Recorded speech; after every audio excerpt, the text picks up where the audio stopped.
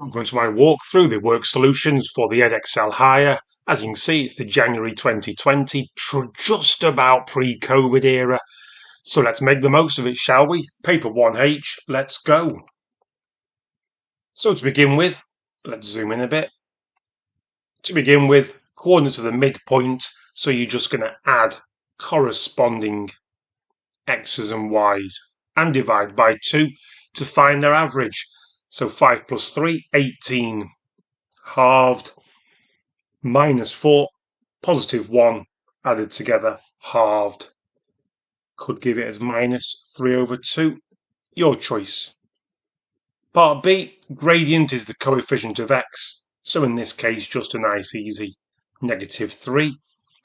Does the point with coordinates there. Now you could, for these sort of questions, once you've decided yes or no, this is a no by the way, a yes would mean sub them in and the equation should work, left should equal right, and so the easiest way for me is to sub them in and show it doesn't work. But you could also find, for example, if x is 100, what should the corresponding value of y be, and vice versa. So I just go with stick in the 100, and as you can see, if x is 100, you get 2 minus 300, which is actually negative 298, and that's definitely not equal to minus 302. So does it? Always make sure you answer it no, because the coordinates should be 100, comma, minus 298, or left does not equal the right when you use those values of x and y. So lots of different ways of going about it. Don't overcomplicate. It's only worth the 1 mark. Number 2, your choice if you want to go the Venn diagram route or listing factors route. Me personally, I'm the tree person and I don't bother with Venn diagrams. I use the crossing out method, find common pairs and leftovers. So let's go for that way. 4 sevens, 7s prime, and 2 2s. 105, use your calc if you need to. There's a 7 and a 15, and there's a 5 and a 3. So job 1 is find the highest common factor.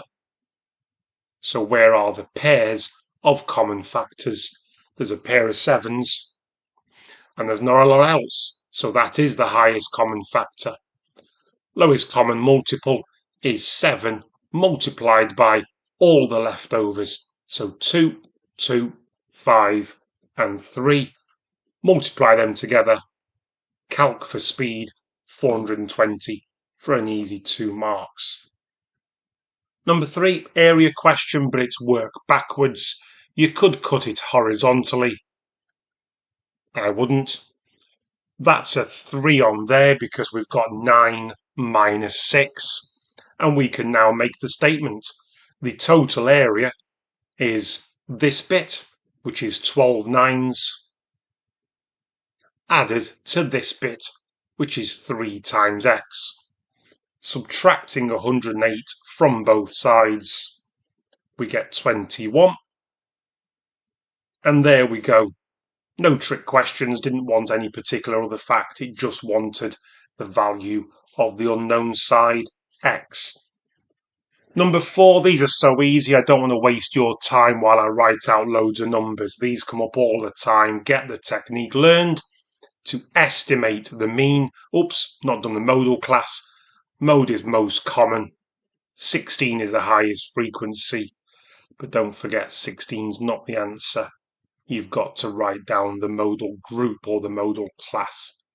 So estimate the mean means take all the weights, go for the midpoints, multiply the midpoints by the frequencies. You've got that there. Total them up. And there are 40 babies to divide by. So we get the answer of 3.6. One of the 40 babies, so find the probability. So first of all, mental note, answers over 40. We want more than 5 kilograms. So that's the final 2 classes at the bottom of the table. There are 3 babies in that group out of the 40 we are choosing from. Number 5, also pretty standard in terms of wordy ratio, and very important you go one line at a time and get things organised. So, the ratio of girls to boys is 3 to 5 and there are 120. Don't read on, you can already start working out. So girls are first, so 3 out of 8 of the 120 are going to be girls. We can start to write that down. Girls and boys, we don't need the ratio, we've started the process. So there are 45 girls, 120 minus 45, or 5/8 of 140, mean there are 75 boys. Let's read on. On Sunday, they all go sailing or climbing. 16/25 of. Get on your calculator, work it out, and they go climbing. Twice as many girls go sailing as climbing. So in other words, you could do this as a ratio bit, you could do it as an X bit, however you choose to do it. You could just do it by going, oh, so that's 15 and 45 then. Sorry, 15 and 30, which makes you 45. So twice as many girls go. So they are the sailors, they are the climbers. Work out how many children go sailing. So we've got 30 of the girls. We haven't got the lads, unfortunately. We need to subtract them. So that's 27 lads go sailing, 30 girls, adding together 57. For a good chunk of marks there. Number 6, pretty standard form. So part A, it's a small number because we've got a negative power. So if you want to do jumps, loops, whatever you want to call it, it's entirely up to you. I always put the 7 and the 8 on the right hand side because it's small, and it would be moving it once means, and then there's 3 more times, so there's 3 more zeros. Obviously, if you want to use the loops to check, make sure it's moved 4 times, feel free. Part B says work out. Stick it in your calculator then. My calculator tells me it's 22,500,000. If yours doesn't, do make sure you put some brackets in. Start with around the top, see if that works. If not, around the bottom as well. Give your answer in standard form. A big number means a positive power. The decimal between 1 and 10 we are after is 2.25. And again, you could count how many times it jumps, or you could have that knowledge that million is power of 6. So tens of millions is power of 7. Speaking of 7, here we go. Loops, sight, grid, however you want to do it. Let's go for loops. M squared plus 5m minus 8m minus 40. And it's always the squared and the minus 40, which are in our answer. Just simplify your middle terms. Positive 5 take away 8 takes us in to debt. Part B. It's a 1 bracket job here. There's no number or constant on the end. So what numerically, they have a 5 in common. Letters, they have a y in common. What do we times 5y by to get 5y? Must be a 1. For the 20, we need a 4. And for the y squared, we need another y. On to part C. Doesn't matter how complicated it is, anything to the power of 0 is 1. Part D, you could expand the brackets on the left-hand side first. That will work. You could multiply both sides by 2 first to get them all on a level. That will also work. Do it in whatever order you see fit, just for show-off purposes, and to speed the process up. I'll times by 2 and expand. In other words, I'm multiplying the brackets by 6. However you get there, it's all good. Adding x to both sides, adding 30 to both sides. Divide both sides by 13. We've got a nice looking 3. Question 8, enlargements. Can't stress this enough. Do it by counting. Might be tempting to use the raise, but I like to use the raise as a way of double checking. So let's go through this properly. Label your centre 1, 2, and just count. The scale factor is a half. Count the horizontal distance, it's 10. Vertically, it's 2, so halve it. Go along 5, go up 1. And you can fill it all in from there because everything halves. So the length of the base halves. The height goes from 6 to being 3. And this top, which is 8, goes to be 4. Then you get your ruler, do the job properly. This is why I don't do much technology on my videos. Not bad so far. Hold your breath. Awful. I've missed. Let's just scooch it along. That's why I don't do it. That'll do. And once it's there, then you can use your raise to double check. Do they line up? Do they line up? How about that vertex? How about that one? Job done. I know I'm right. It might have took an extra 30 seconds there, but so what? If it guarantees you the right answer. Do the raise for checking. Counting, I think, is your best way. Think of it as a posh dot to dot. Question 9, we've got SOHCAHTOA.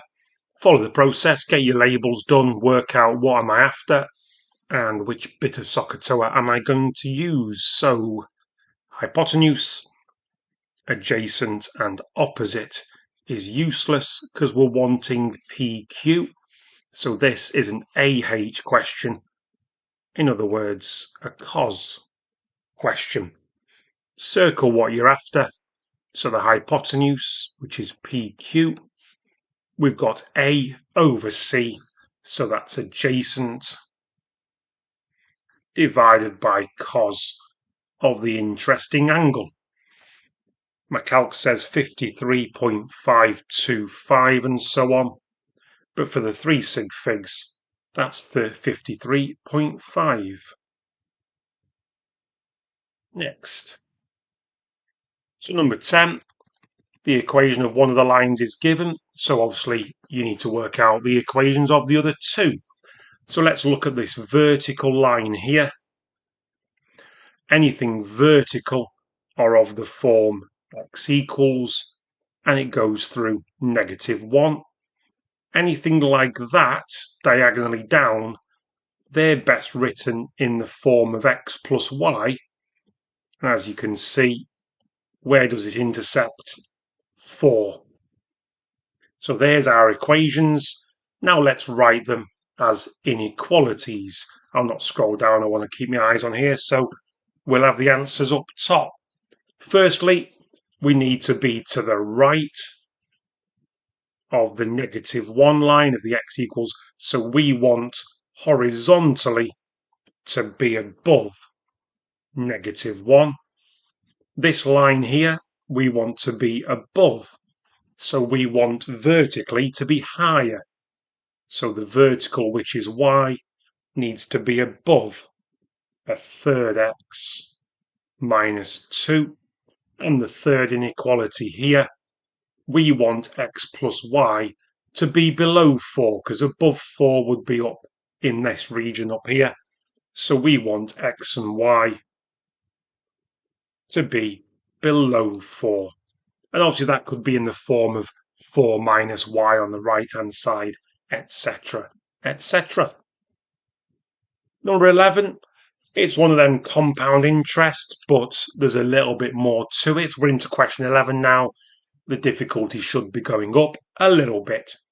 So Max's capital is 6,000 and the interest rate of 1.5%. There's our multiplier, and that's 2 of the years. And then there's this extra third year, which we're not sure about. What we are sure about is how much the account ends up with. So our job to find X is work backwards, do the opposite. In other words, get your $6,311-ish, divide it by 6,000 and divide it by 1.015 squared. We get 1.02100 and so on to one decimal place. That's 2.1%. Other ways of doing that, but that's the way I prefer. Number 12, as always, I cheat a little bit because me and technology, we just don't work well together. And I'm going to stay on this page while I talk through it. Obviously, the questions are on the next page. So part A says use the graph for the interquartile range. There's 80 in this study. So we start at 20, go across and down. We go to 60, because that's a quarter and 3/4 of 80 respectively. Go across and down. Your interquartile range should be the number you get here. I get 56, minus the number you get here. I get 38. So my answer is 18. Mark scheme allows 17 to 19. So I think I smashed that one. It then says, bit of a wordy one, 60% of the men, because it is a survey of men and women.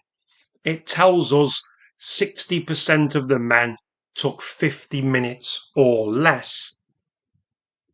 No women took 50 minutes or less for the race. Okay, no women took 50. So in other words, when you find 50 minutes, go to your curve, the answer I find is 42. You can make the statement that those 42 people are all men. So it says work out an estimate for the number of men who took part in the race. So we can say that 42, we need to scale it back up. So we're working backwards. So we know that 60% is equal to 42. 60% is 0.6.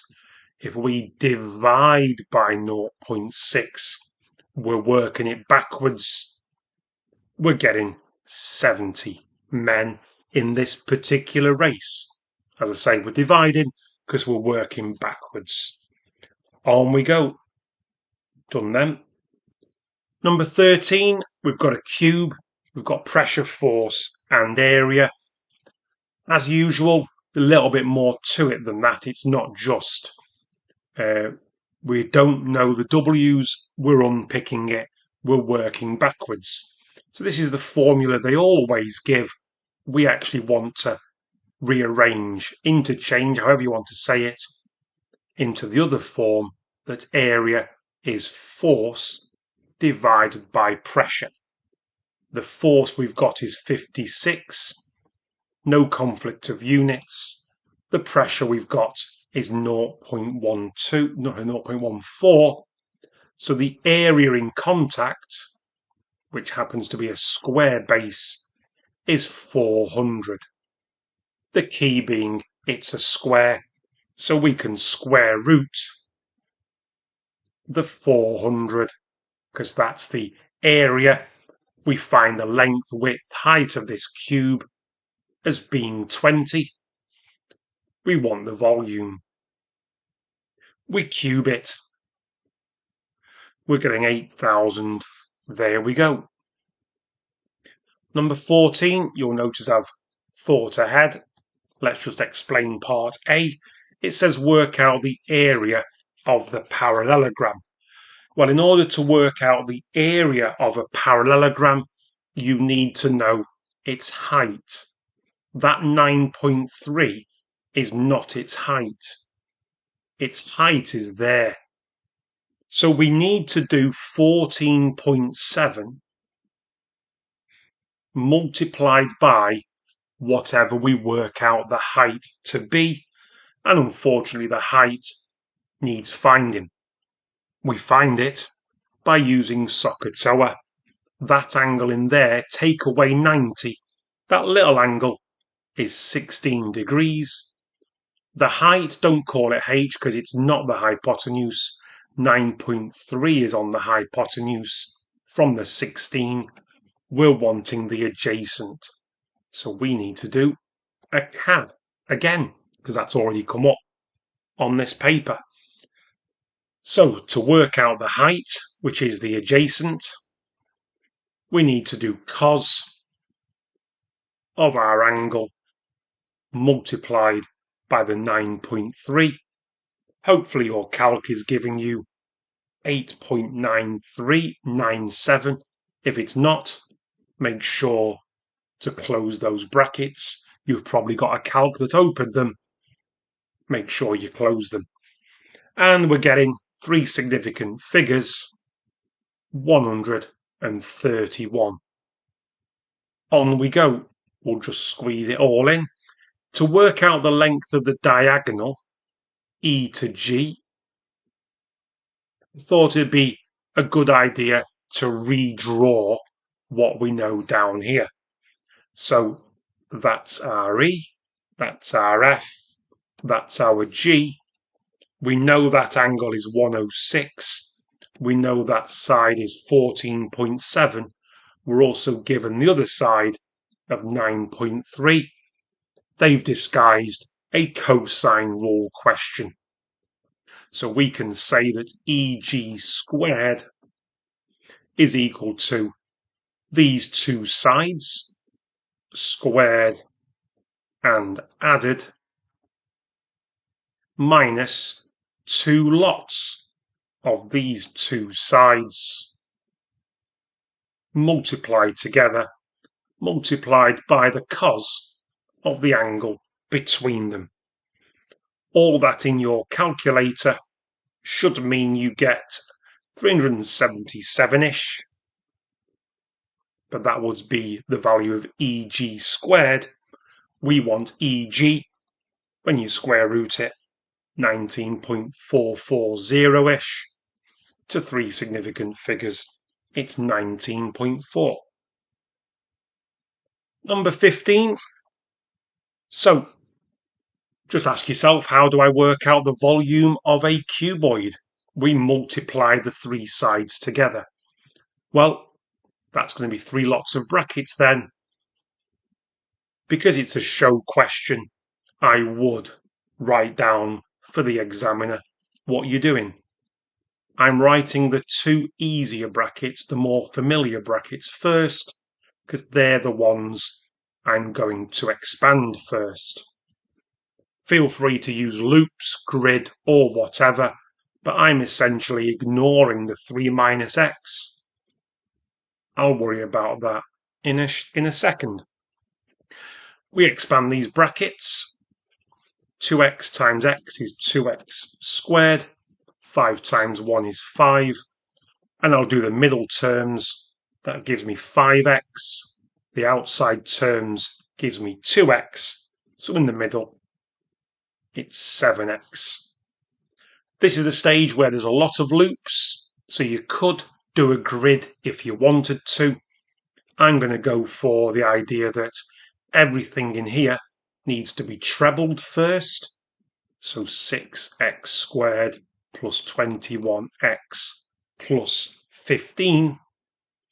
And then everything needs multiplying by negative x. So negative 2x cubed minus 7x squared minus 5x.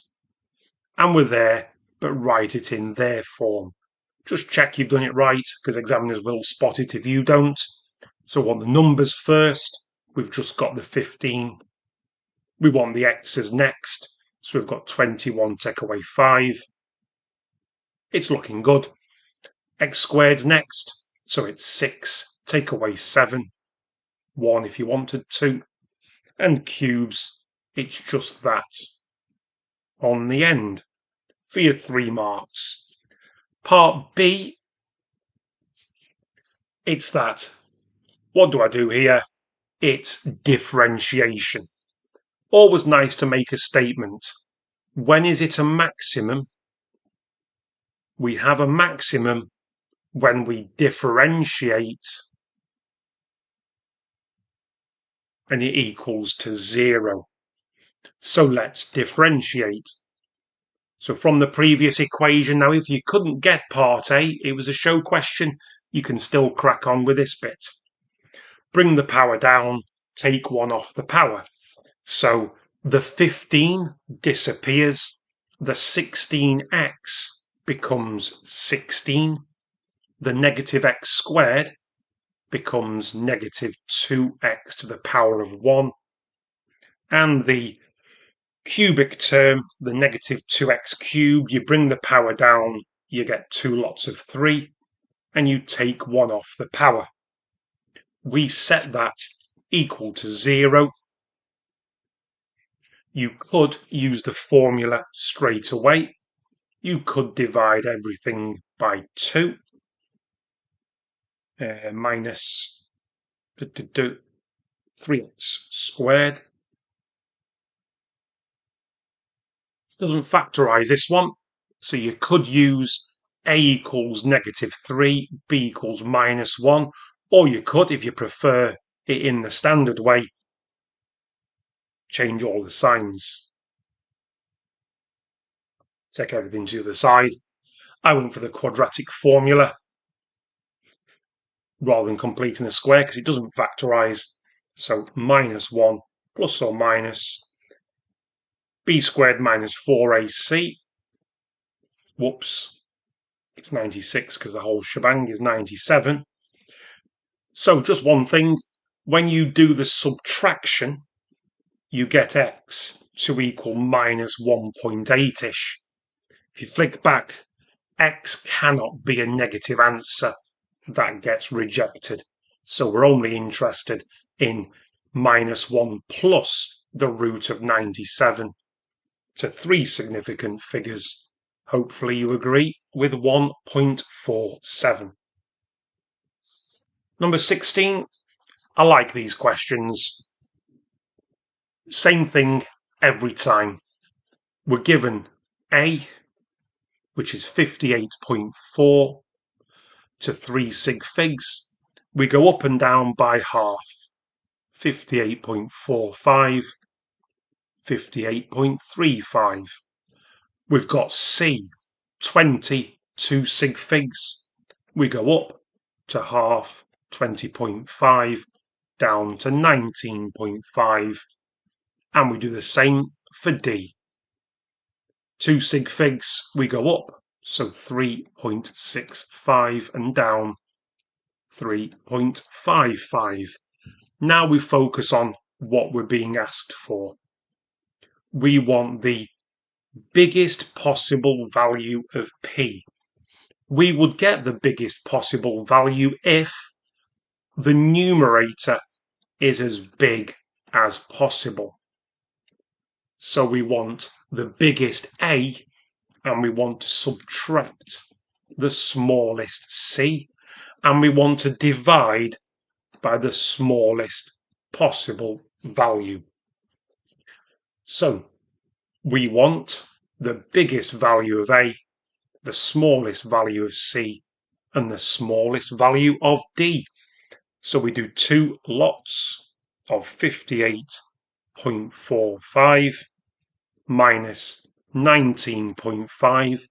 If you're going to put it all in your calculator in one go, that's fine. Whoa.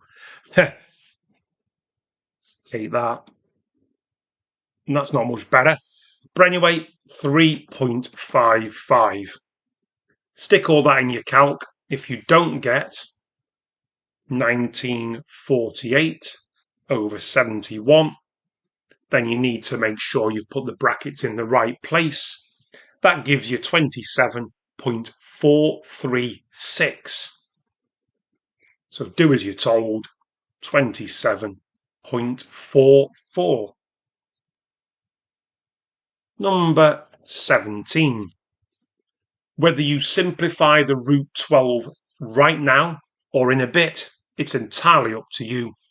I chose to do it right at the start. So root of 12 is root of 4 root 3, which is 2 root 3. So to square a bracket, we're going to multiply it by itself. So 6 plus, and it's root 12 doubled, so this is doubled, it's 4 root 3 multiplied by 6 plus 4 root 3, which obviously you can do loops, grid, sight, whatever makes you happy, as long as you agree with the next line or two. So 36 is that loop, 24 root 3 is that, 24 root 3 gets repeated, and the final one is 4 4s are 16. Root 3 times root 3 is 3, so it's 16 threes.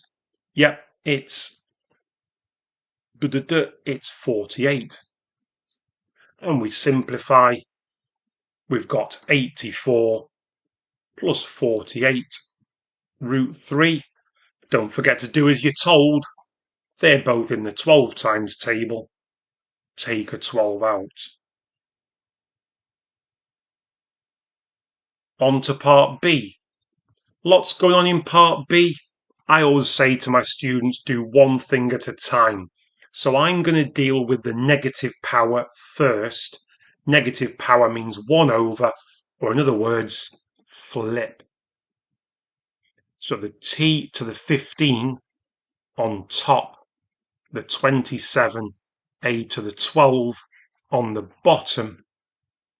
We've earned a mark. Now when you've got a power raised to another power, these powers are multiplied.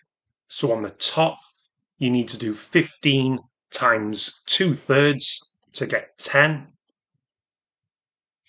You need to do a12, so 12 times 2/3 gives you 8. And feel free to use your calc. 27 to the power of 2/3 means cube root it for 3, square it for 9. Next. Number 18, quite a complicated probability question, lots to work out. Don't even think about doing a probability tree. Couple of ways of going about it. You could do it straight up, as in order to have 5 lemon sweets, it means we either pick 3 blackcurrant, 3 orange, or 2 and 1. Or you could go for 1 minus. All right, but then it'd be 1 minus 3 lemons, 1 minus 2 lemons, 1 minus 2 lemons and a black. I think that's doing the 1 minus way, I think, makes it a bit more complicated. So I'm going to just add them all up. Probability of getting no lemons is 3 black currants, which is 4/16, 3/15, and 2/14. I did. 2 black currant, orange. But the orange could be in the middle or it could be at the start. So whatever we do here, there's 3 ways it could happen. So that will also have a 4/16. It will also have a 3/15, but it will then go to 7 over 14. And obviously my using of an electronic pen, it's like using a jumbo crayon, so I'm going to have to now go underneath. We could also have blackcurrant, orange, orange. That would go 3 different ways because the B could be in the middle or last. So that will be 3 lots of 4/16, 7/15, and 6/14. Nearly there. We've got orange, orange, orange.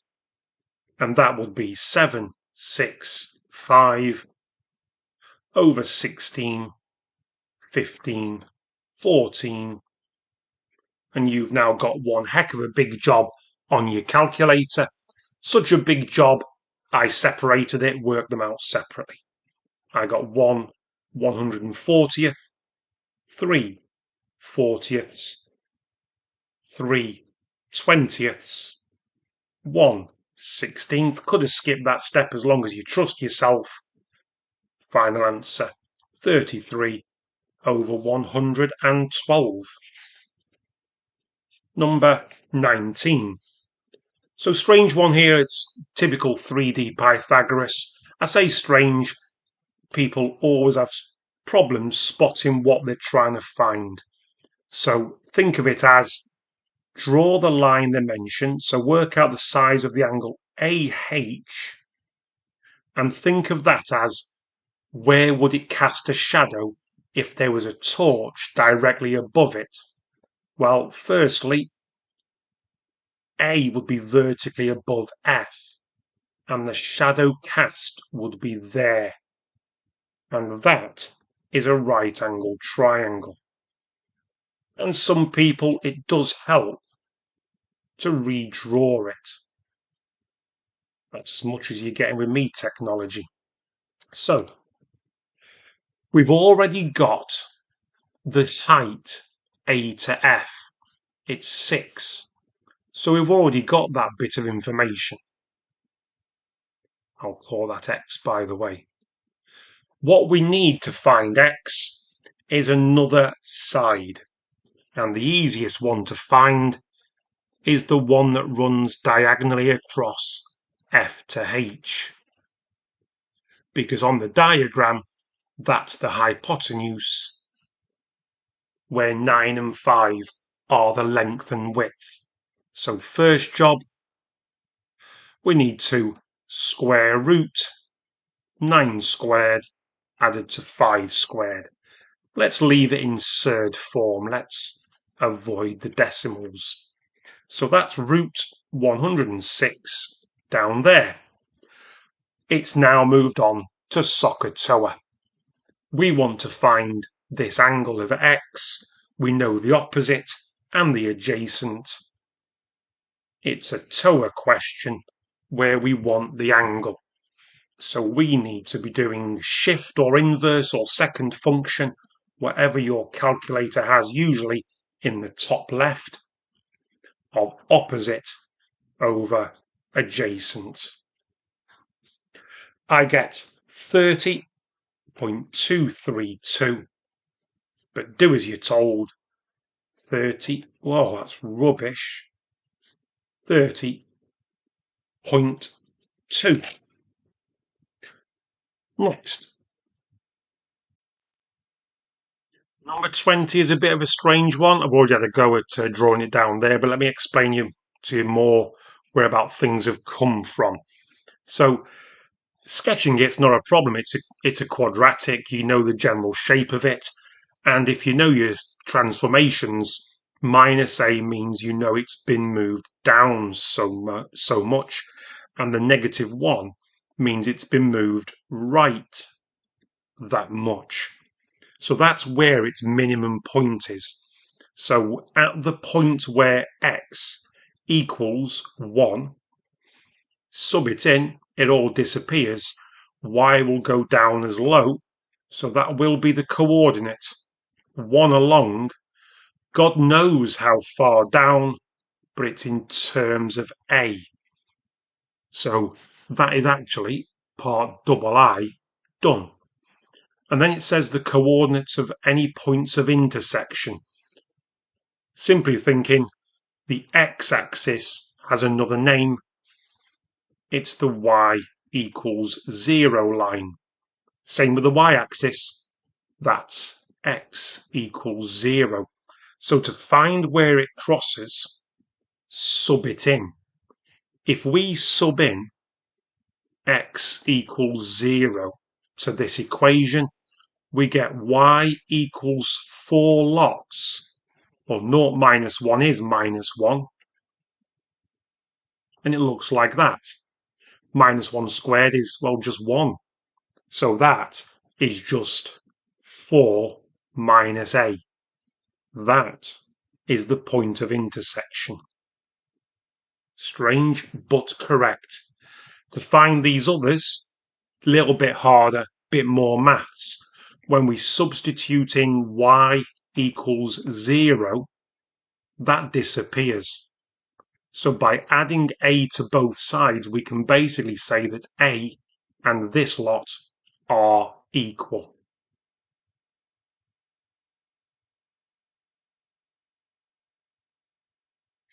But how do we find points of intersection? We need the x values. This will just be x values in terms of a. So we divide by 4, and I'm going to square root. So I'm going to get that a divided by 4, but square rooted, will look like that. That means the 4's gone, the root's gone, and I'm just left with x minus 1. Do apologise, it's plus and minus. So then I add 1 to both sides. They are my two solutions.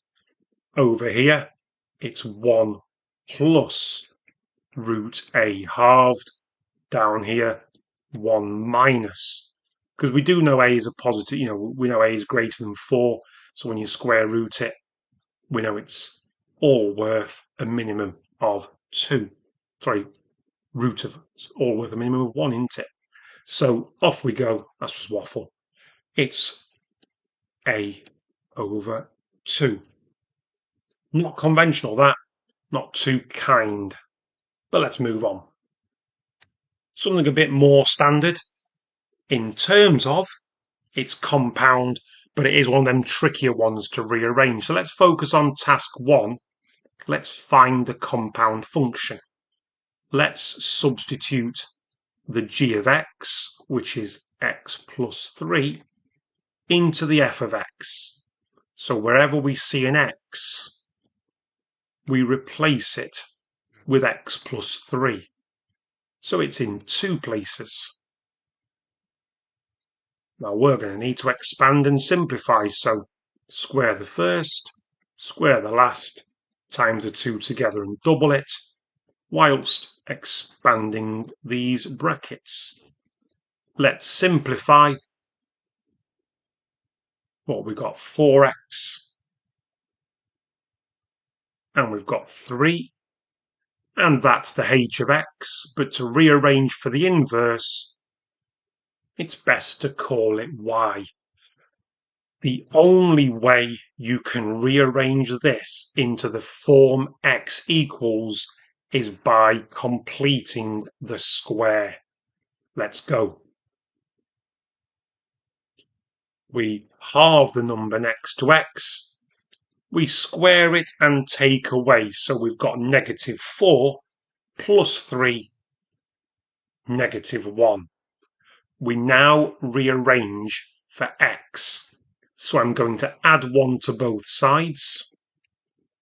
And I'll scrimp on my working out by rooting at the same time. Now, although I've written plus and minus, we only ever go for the positive. I've met this in a couple of my other videos. Part of the reason is here, but I don't want to overcomplicate and over waffle. When I subtract 2 from both sides, I'm only going to worry about that. Because as I say, x must be greater than or equal to minus 2. So it's got to be at least. It can't be taken away from minus 2. So we're not bothered about the negative root of y plus 1. As I say, on my written answers, I did that. as an idea of why. And so, I'm sure your teacher's told you at the very end to do the inverse function. You flip them around, you interchange them. So don't forget your answer shouldn't contain a y. It should look like 2 plus the root of x plus 1. Number 22, I've drawn a little diagram to get ahead of ourselves. Now, you don't have to draw it accurately in terms of use a set of coordinate axes. That's an absolute waste of time. They're telling us that HJ and HK, so stick your H on the peak, the vertex, stick the J and the K down there. So there's your line of symmetry. Feel free to label if you want to. And as I've said, it doesn't really matter the fact that it's not correct, because we can't do it correct, because God knows what J and K are. It just helps to set up. Now we are told that J is less than 0, so bank that, because it will come into play right at the end. What I do need to look at is M is the midpoint of JK. So that means this point there, if we know that that's the midpoint, we know that it's the line of symmetry, we know that it is perpendicular. All right, because it's an isosceles. Isosceles triangles have a line of symmetry.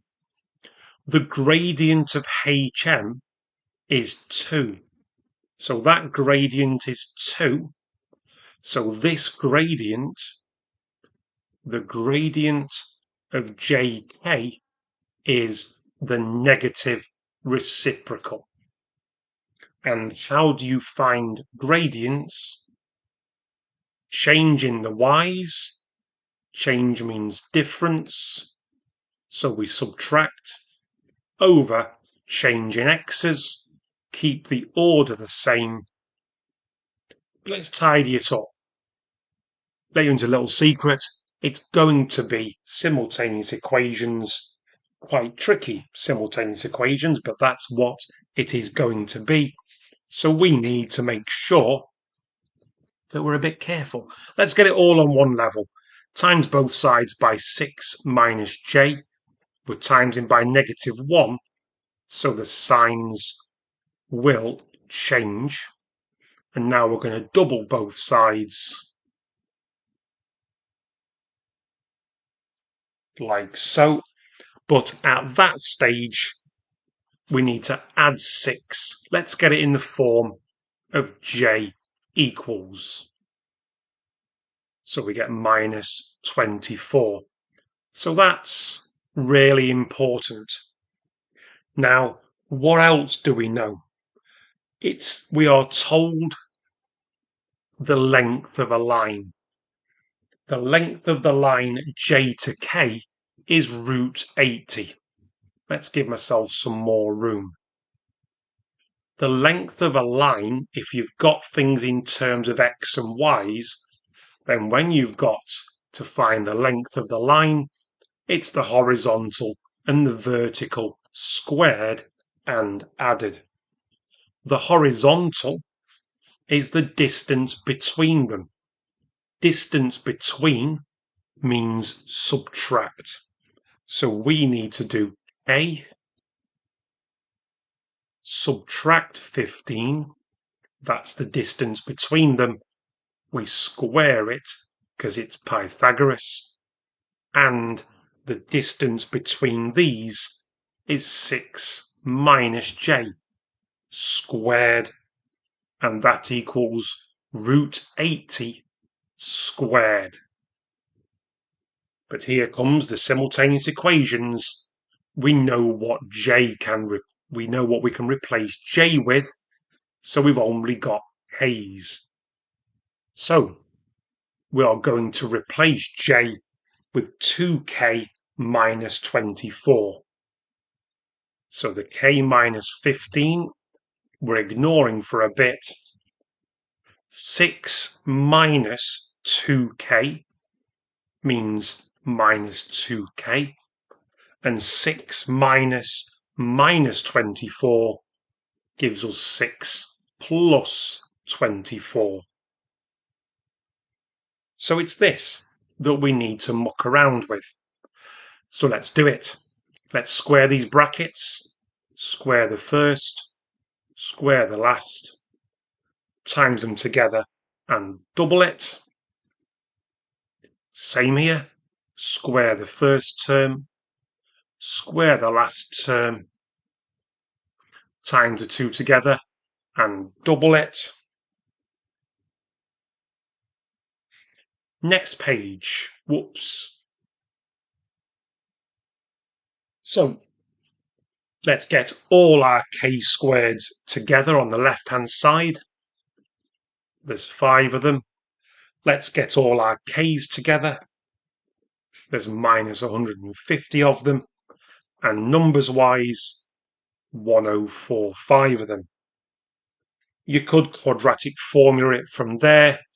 I'm going to divide both sides by 5. So k squared minus 30 plus 209. You could quadratic formula that, but it does factorise because 19 and 11 multiply together to make positive 209. But if they're both negative, they add together to make minus 30. So your two values of k are 19 and what we got, 11. So back to the top, let's find our j using this equation. And I will also stress, we are told j is less than 0. That's going to have a bearing on this part. So when k is 11, j will be 2 lots of 11 minus 24, which is negative 2. If we have a look at k is 19, j is 2 lots of 19 minus 24, we get 14. We reject,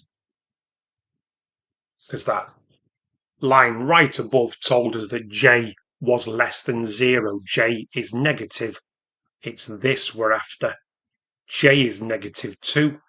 K is 11. Job's a good one. That was a big question. Well worth 6 marks. A couple of meaty ones at the end.